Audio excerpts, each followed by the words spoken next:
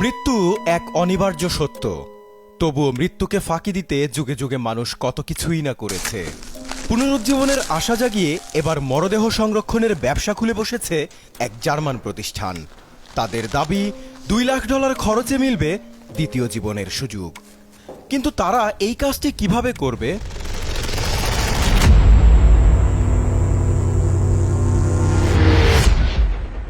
ইউরোপের প্রথম cryonics lab tomorrow bio তাদের বিশেষায়িত এক অ্যাম্বুলেন্স দাঁড়িয়ে বার্লিনের একটি সড়কের পাশে।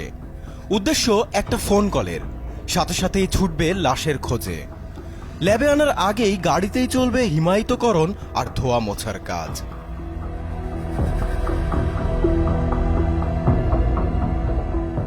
মৃতদেহকে ল্যাবে এনে শরীর থেকে পানি জাতীয় সব উপকরণ বের করে ফেলা হয়। এতে পচনশীলতা দূর হয়। কোষগুলোকে অক্ষত রাখতে ধাপে ধাপে শরীরের তাপমাত্রা -196 ডিগ্রি সেলসিয়াসের নিচে নামিয়ে আনা হয়।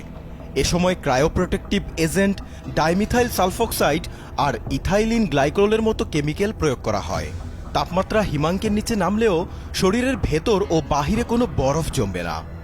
সবশেষে এয়ার অ্যাম্বুলেন্সে করে সুইজারল্যান্ডের একটি বিশেষ হিমাগারে অনির্দিষ্টকালের জন্য নিথর দেহটি সংরক্ষণ করা হয়।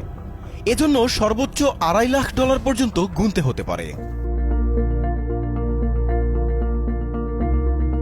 ক্রায়োনিক্স পদ্ধতিতে মানুষ ও প্রাণীদেহ বা মস্তিষ্ককে অনেক কম তাপমাত্রায় সংরক্ষণ করা হয়। আর এই ধারণাকে চিকিৎসা বিপ্লবের সঙ্গে তুলনা করেন টুমোরো বায়োর প্রতিষ্ঠাতা ডক্টর এমিল কেন্টজিওরা।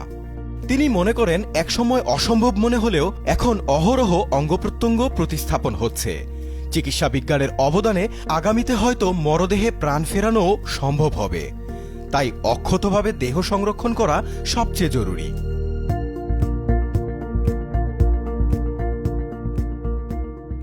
তবে গবেষক ও বিজ্ঞানীরা টুমোরো বায়োর এহেম কার্যকলাপের তীব্র সমালোচনা করেছেন। এটিকে তারা অসম্ভব ও বাস্তবতা বিবর্জিত বলছেন।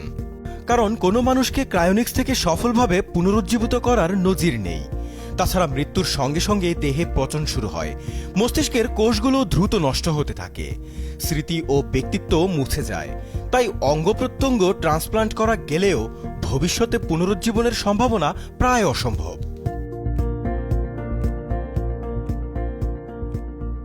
অনেকেই মনে করেন, এই প্রক্রিয়ার নৈতিক ও অর্থনৈতিক বেশ কিছু সমস্যাও রয়েছে।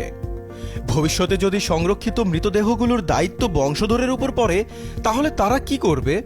পাশাপাশি এত ব্যয়বহুল হওয়ায় এটিকে ধনীদের জন্য এক বিলাসিতা বলেও সমালোচনা করছেন অনেকেই।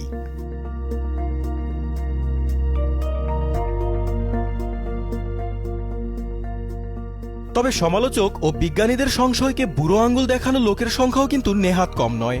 পুনরুজ্জীবন না ঘটলেও কোম্পানিটি ইতোমধ্যে 20 জন গ্রাহক ও 10টি পোষা প্রাণীকে ক্রায়োপ্রিজার্ভ করেছে। এছাড়াও 45টিরও বেশি দেশের 750 জনেরও বেশি মানুষ টুমোরো বায়োর ক্রায়োপ্রিজার্ভে অংশ নিতে সাইন আপ করেছে।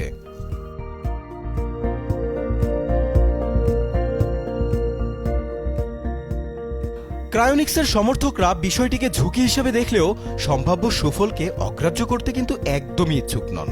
কিছু গ্রাহক জীবন বীমার মাধ্যমে এর খরচ বহন করছেন এবং একে টাইম ট্রাভেলের একটা সুযোগ হিসেবেও দেখছেন। টুমোরো বায়োর ওয়েবসাইটে দেয়া তথ্য বলছে, 2025 সালের মধ্যেই তারা নিউরাল স্ট্রাকচার সংরক্ষণ এবং 2028 সালের মধ্যে রিভার্স ক্রিওপ্রিজার্ভেশনের ক্ষমতা অর্জনের উচ্চাভিলাষী লক্ষ্য রয়েছে।